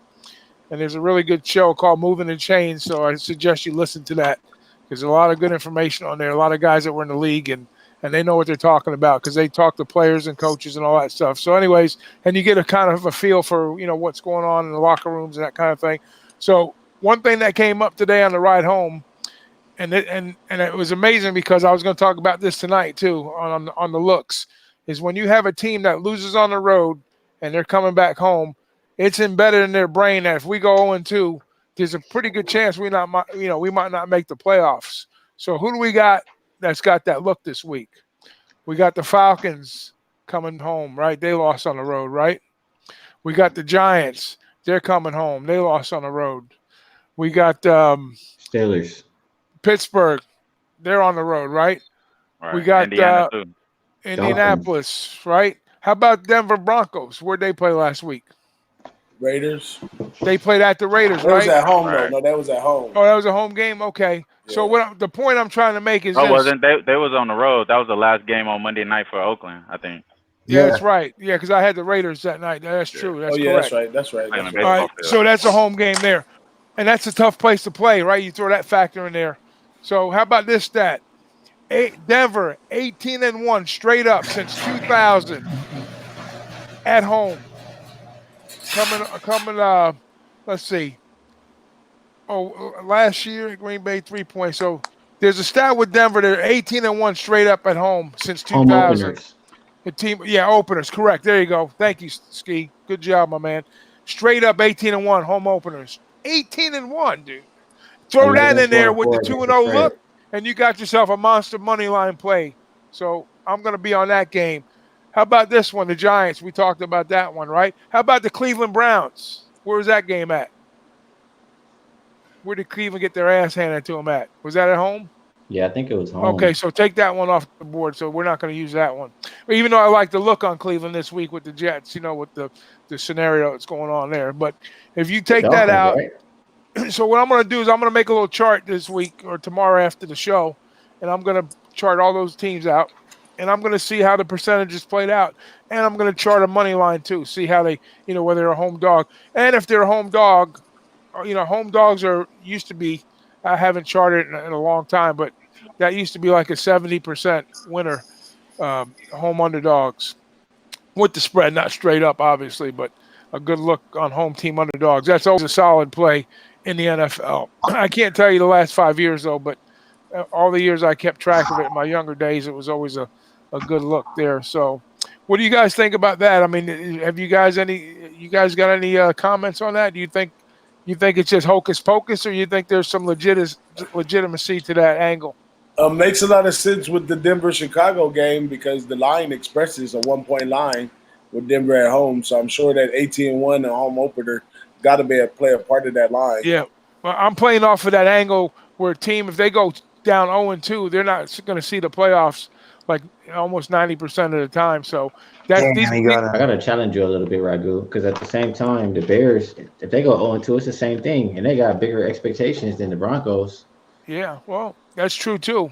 But see, the angle on this is, though, it's more of a team that played on the road coming home to play that second game. That's the angle here. It's not like two teams that are playing back-to-back road games, or a team that lost at home that should have won now going on the road. That's more of a danger zone for that team, especially if they're facing another team that lost on the road that's going home to play. You know what I mean? So right.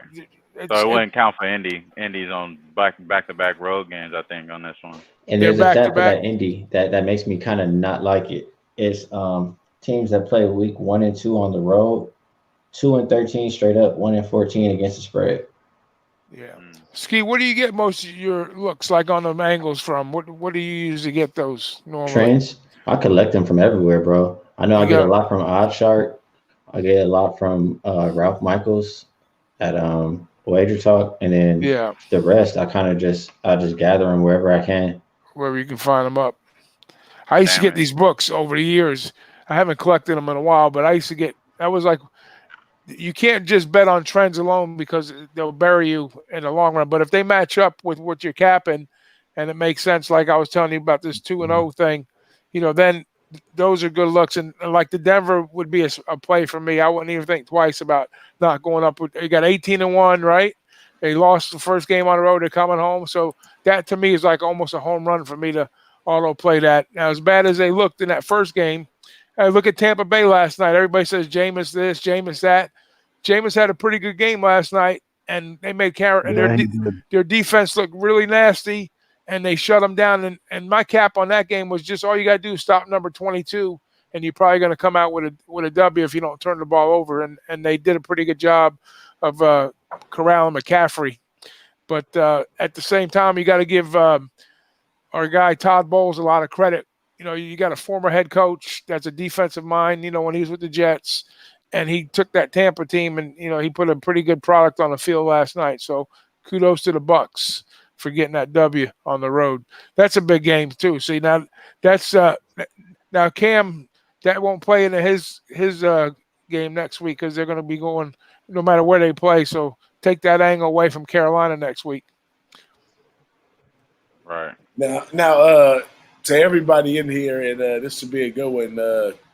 Never thought we'd be touching this subject, but what about fantasy, y'all? What y'all got going on in y'all fantasy? How y'all doing in that thing?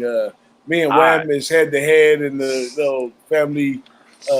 What you call them? We got going on. I took a 0-0 with one of those guys on the who was that the other night? OJ Howard. Yeah. You had OJ Howard. Did me wrong. He did me wrong. You had McCaffrey. And you had McCaffrey. So let's get this scenario situated right now. All right. Now we talking fantasy. I think Boss just wanted to just send this out on the laugh here. My man Boss dropped Antonio Brown in our family fantasy league. Dropped Antonio Brown. So tomorrow, I got higher waivers than my nephew that said he got him. He said, I got him. He doesn't know about how waiver orders work. So I told him, like, hey, bro, I think I got Antonio Brown, my man. I already got OBJ. I already have Allen. What is it? Keenan Allen. Keenan Allen from the Chargers. I got Dalvin Cook, Saquon Barkley, and I have Tom Brady coming in. Don't let me get Antonio Brown tomorrow, boss. You're going to get smoked, bro. Hey, I'm going to tell you, that's probably why I'm not good at fantasy football. But what's going I don't on, man? see Antonio Brown doing much at the Patriots. For one, Belichick's not going to input a guy fresh on his team high in his sixth. His guy is Edelman, all them other guys. Brady evenly throws the ball around. It's not going to be like the Steelers where they really try to do a aggressive run game. And when they get the run game working, they go up top to this guy. I don't know, the media hype on that one threw me all the way left. And I don't think I think to myself, I think Antonio Brown is way overvalued. I don't see his skill set being that high. And going over there with Belichick, you better do what you're told to do in his program. So jury's still out on that, man. We had to see how that works out. I hope it works out for you, to tell you the truth. But I got his cousin, Marcus Brown. That's who I dropped him. I like, and might be a wrong thing why I shouldn't do fantasy, but I like young talent. I like guys that's going to be exciting to the game and explode out of nowhere. So we'll see how it works out. Parlay Poppy. Hey, Listen, look at for the Niners rookie. He's looking Parlay good out Poppy. there. Shout out to Parlay Poppy. Hey, it's the Brady Bunch, Poppy. It's the Brady Bunch. Remember that. I'm going to be in the middle. DJ's going over here.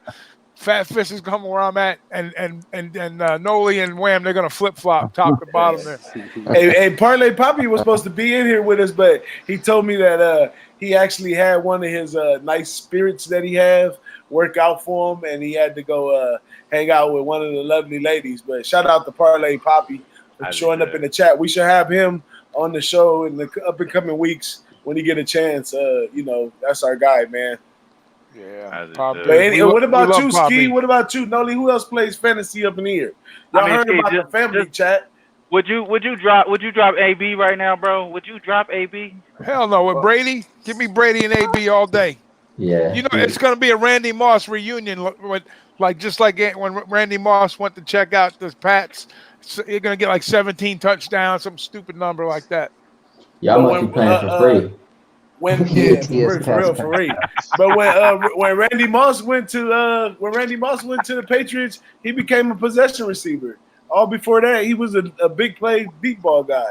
Yeah. And Brady only throws outs and ends and all that stuff, which would be nice for AB. He'd be a nice possession receiver, but all that going deep and all that. That's not a part of Belichick's program. Listen, you know what AB stands for, right? Afterburners, baby. Afterburners. We'll see. Catch the Like I ball said, 5 and run 90. like I said, the jury's still out on that. We'll see what happens. We'll talk about that next week. I know I don't my even play fantasy. I had Lamar Jackson and Austin Eckler. It don't matter who else I had. I won. That part.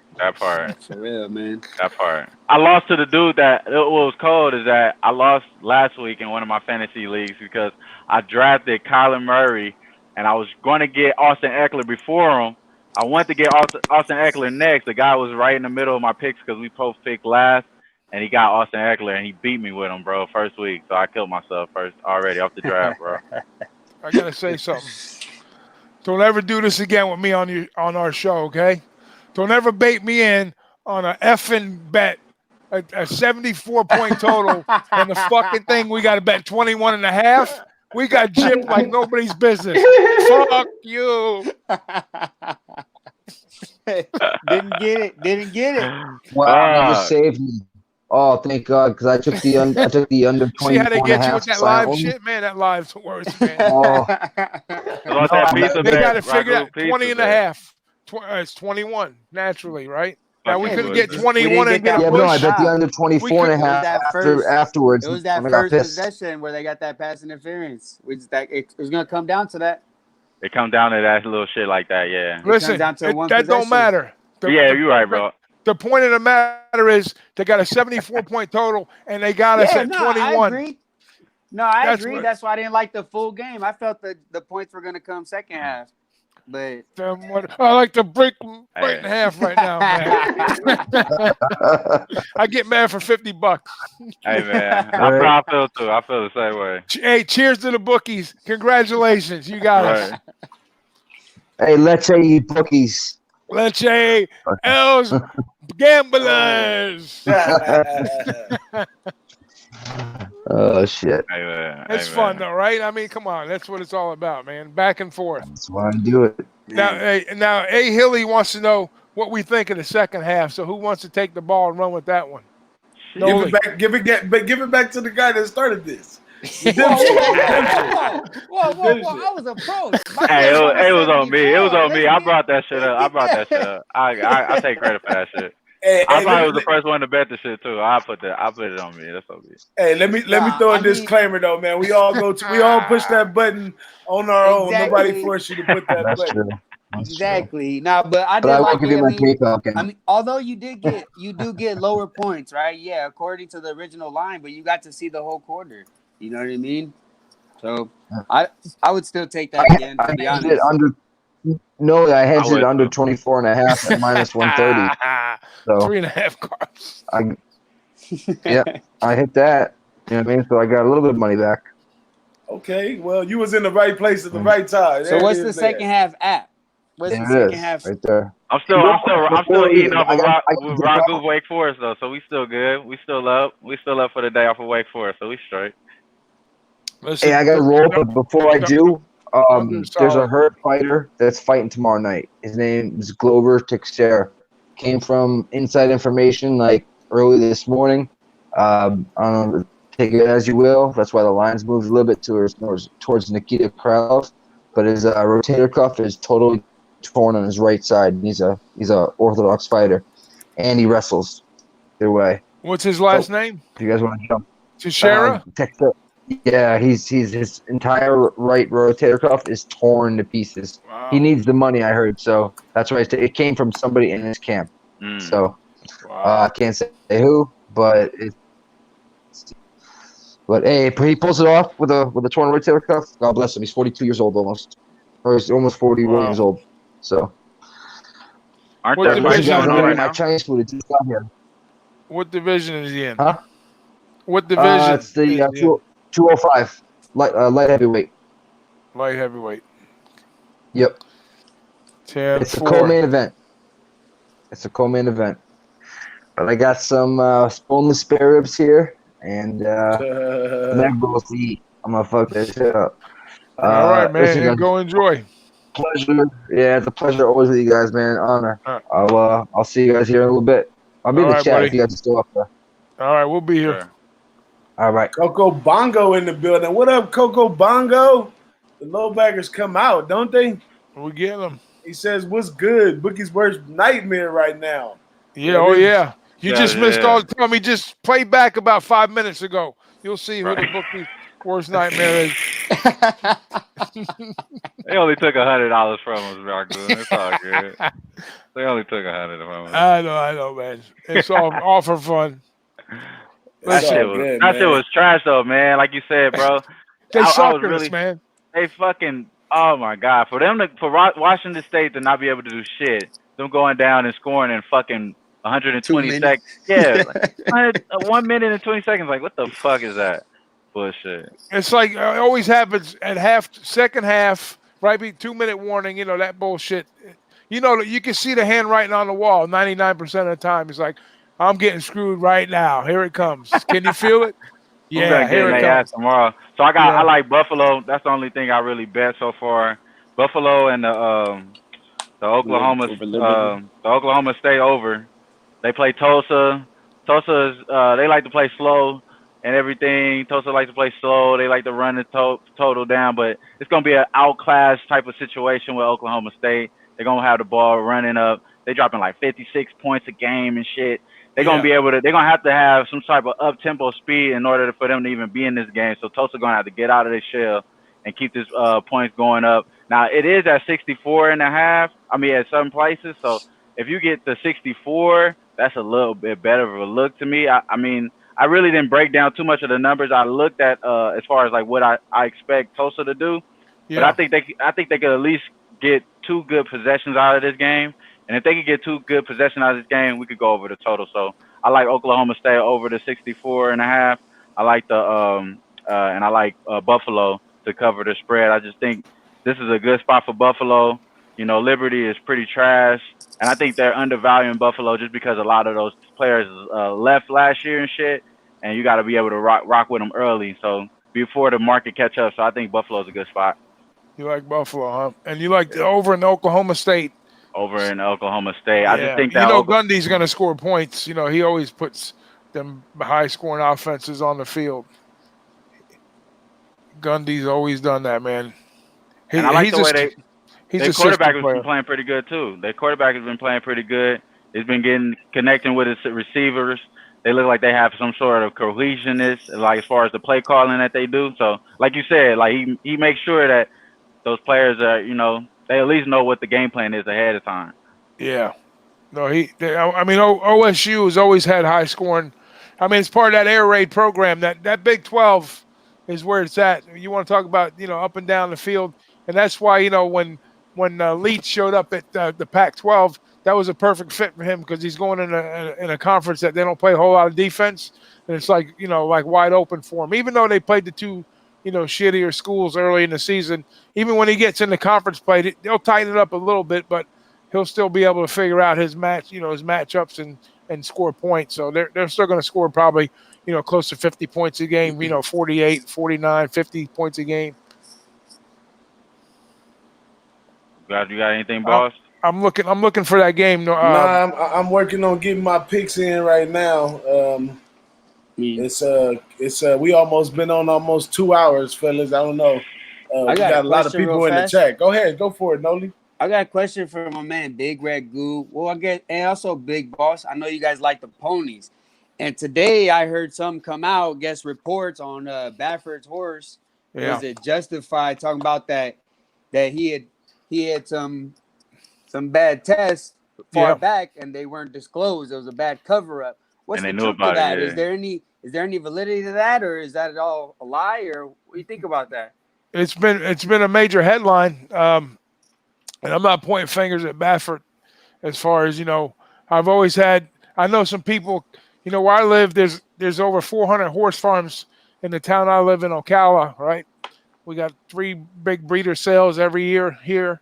A lot of trainers, actually, Baffert, Chad Brown, they all come down here to buy horses, you know, early March, April, you know, for their clients and whatnot. But anyways, and then when they take them back to Kentucky or California, then they as yearlings, and they come back and they break them.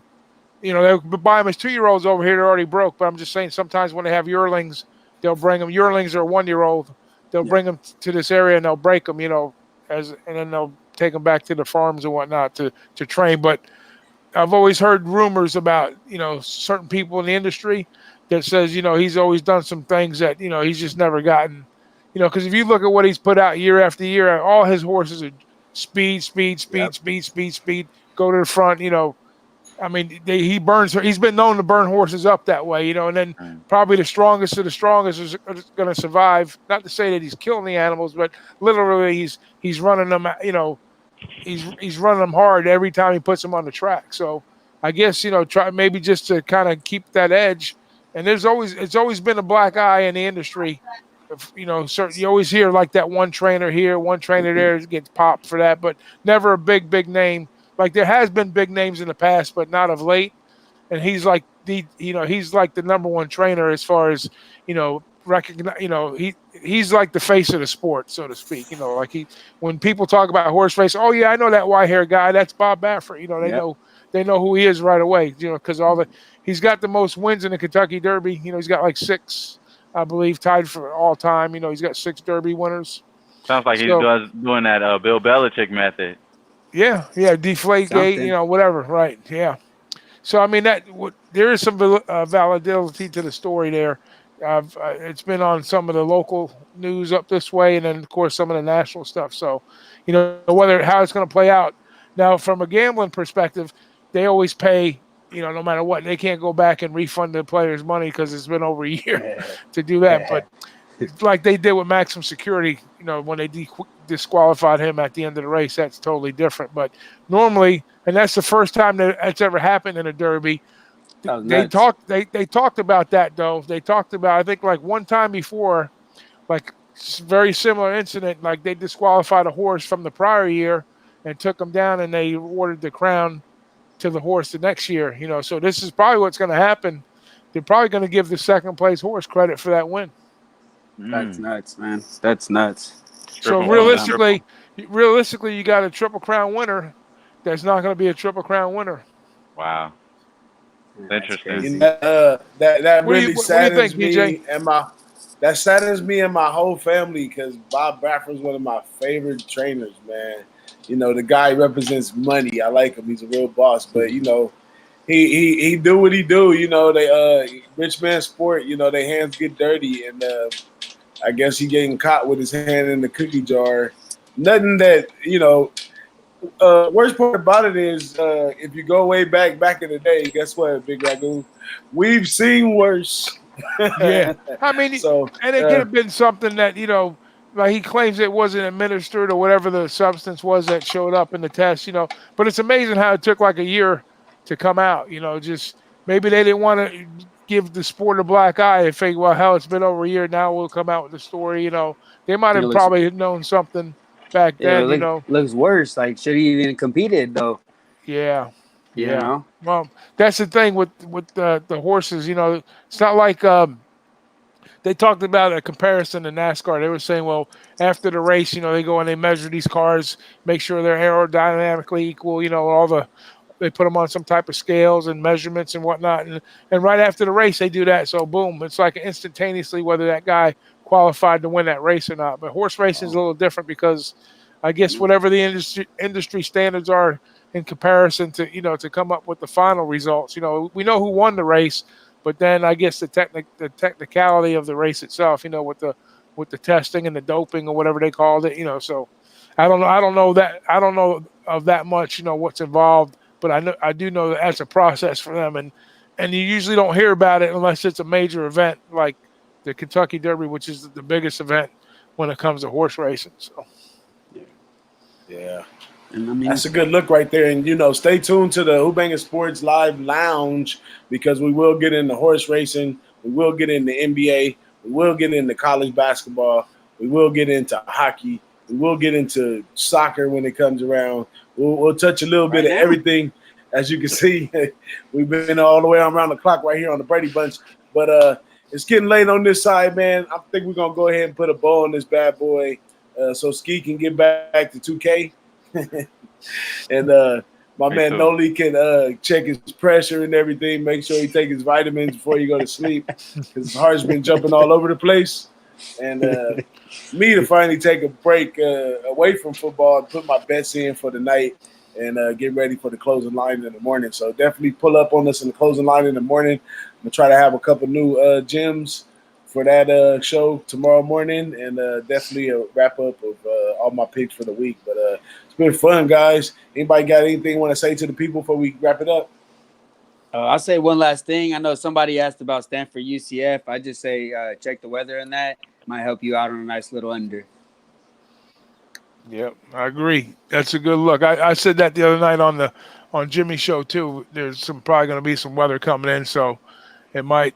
I don't think it's going to benefit a side, but definitely on the total for sure. But anyways, we enjoyed having everybody. Thanks to Ski. Thanks to Nolly. Thanks to Wham, our host with the mostest, Big DJ, Big Boss, myself, Big Ragoo, and Joe, who was in earlier, Fat Fish that was in earlier. We're going to do these hangouts every week, like the boss and I say. So everybody's welcome to participate. People in the chat, we thank and love you guys, and we'll see you at the window. See y'all at the window. Hey.